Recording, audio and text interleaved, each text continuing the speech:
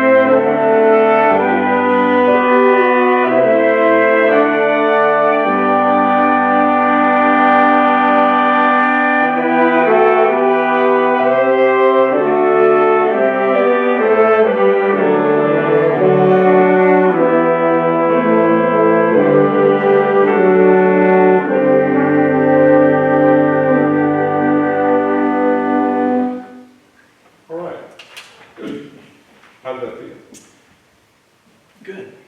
All right. Stayed consistent. Yeah.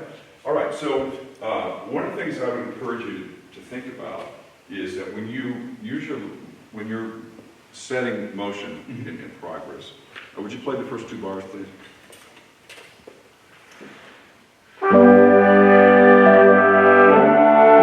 That's one way of doing it. Okay. And listen to this.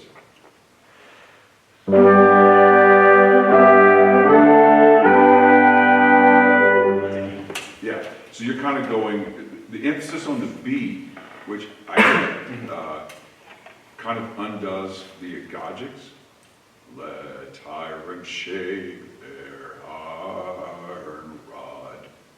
And if you listen to the harmony, da, passing dee da, arrival, dum da, passing dee dum dum. If you emphasize the agogics within time, then it has a life. Okay. And if you just station to station it, it's good. It's that you're not interfering with their comfortable sound, Right. but it doesn't have the resonance and motion Okay. that Casals is suggesting. Sure. Try it again. Yeah.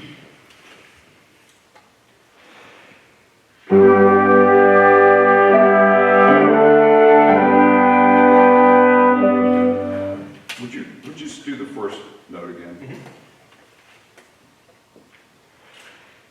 How was that different than the first note he gave the previous time? Right with it. Yeah, Okay. and the reason I stopped was that there was a different tempo in the up and the down. So good for you, you fixed that. Okay, yeah. So there's a tendency to say, get ready, go, as opposed to the pole vaulter who runs down and doesn't have a chance to stop at the top, okay? So when I said this morning, clap as you think you should, and everybody, it's already in motion. So that hesitancy creates a bump and then a gotcha. Yeah. So what goes up must come down. And you fixed it, whether you realize that was the issue or not. Okay. Once more.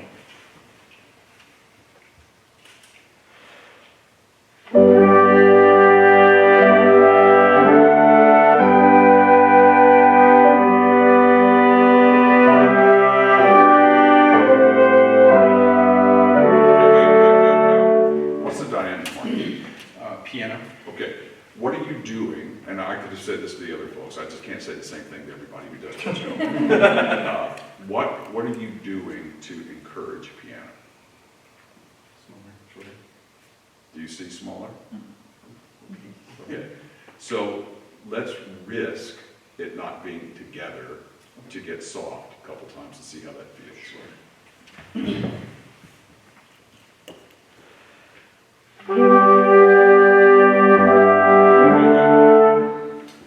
It doesn't help to have a trumpet in the front row. we won't put that on you. But psych psychologically, what does this say to you? Don't let Yeah, it's like, beware. Would you play the first couple notes?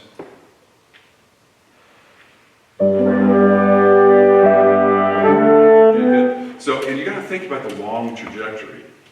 And what's the difference between the opening woodwind statement and then the brass statement and what happens at the end? Right. So rather than kind of keeping the same frame, but then turning it into defense, keep shrinking and use counterbalance. So you lift weights. I do. I avoid that for artistic reasons. Writing that down. Yeah, so you have a certain bulk about you that is, good, but in this situation, it looks more intense because of your bulk than it might be. So can you sort of disarm that bulk to help us play soft? I would suggest lower. Okay. This looks like you're about to. Okay. Okay, so just experiment with how can you make this feel more, I hate to use this word, intimate. Okay, sure.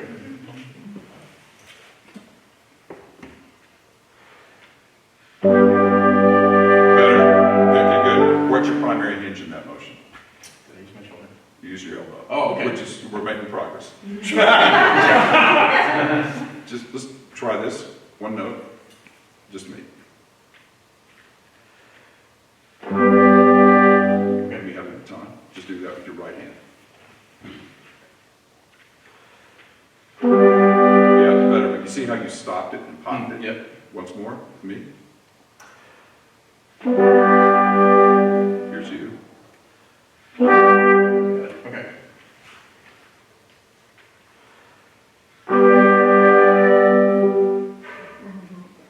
Okay. That's all right.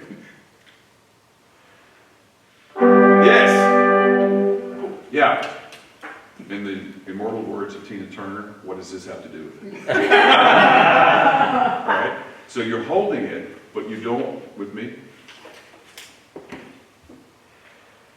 This is going to be a true extension of my fingertips. And I'm not manipulating with my fingertips. I'm just not squeezing the bejeebers out of it. Sure. And you're not really death gripping, but it's a little tight. Yeah. And because it's a little high, then everything is a little tight, which feeds into your, Right. all right? End of sermon.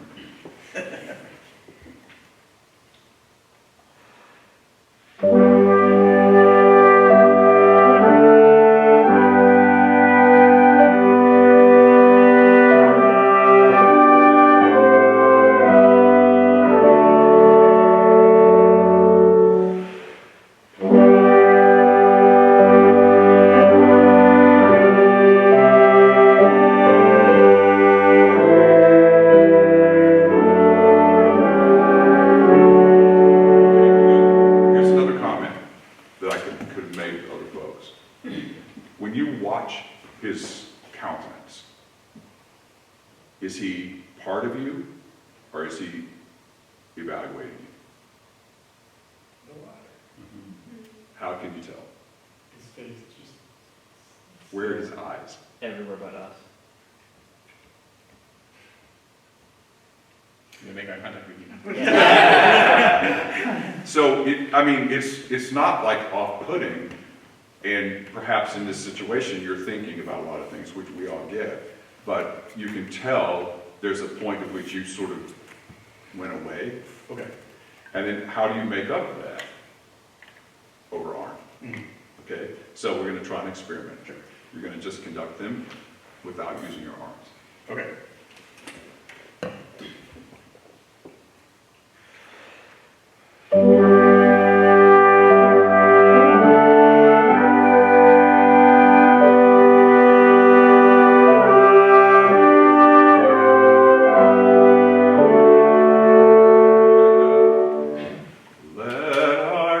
Let iron shake their iron rod.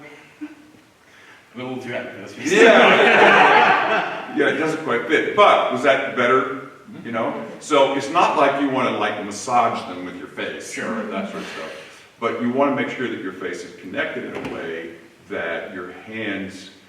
So in most aspects of life, what happens here radiates through the face.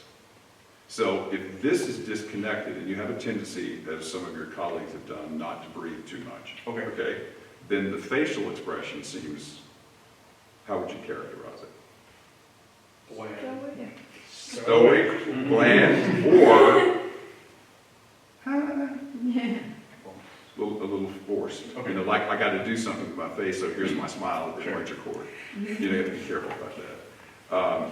So a way to work around that is when you are audiating. If I'm singing, dee da da dee dum da da dee dee dee. See how my eyebrows? Mhm. Now I'm not consciously thinking. In beat 3, my eyebrows are going to go up. Beat 4, my eyebrows go down, and then I'm not. It's not a maneuver. It's coming from the use of the breath. And in the Laban movement theory, which I espouse, this is called shape flow support. So the more you can connect all of this, the more genuine it's going to feel, as opposed to, separated. I admire your weightlifting. Thank you so much. Be careful of your shoulders, I will. and be careful of your lower back. I will. Thank you. Thank you so much.